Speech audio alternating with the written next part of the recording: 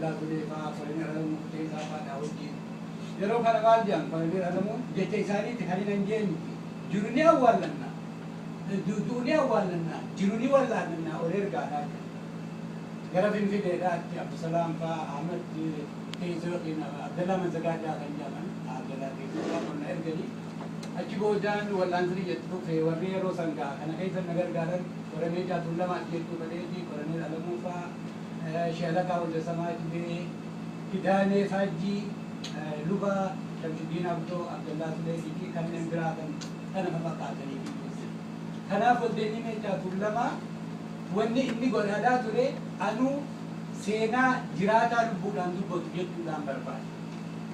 Oromummaa irratti waan kan biraa Washington DC maaliif hin jedhe dura Washington DC dura OCGdhaan dubbata ganama kana Dr. Turmaanii wajjin waan kana baasee ture. Suuzaan Pollock bara 1995 na fakkaata dhuftee Finfinnee irratti argamee intarviiyuu na godhe. Kana Glasgow Herald kan jiru tokko gaazexaa tokkoof intarviiyuu kan jedhe Washington DC hawaasni Oromoodhaa jiru immoo achirraa isii kan kootu godhee xalayaa akka Kilintanii barreesse pireezidaanti Kilintanii akkasumas Secretary General UN Buturos Gaalii ture garagalchii godhanii imbaasii fi Amnesty International warra adda addaatti facaasan. Isii tanaan akka hiriiraa urjii irratti argee dubbise.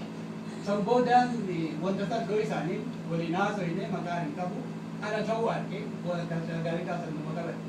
Booddeerra immoo egaa dhala bahee turturee na fakkaatu dhoowwaa gara gaggaltuutiin bara 2010tti na fakkaata.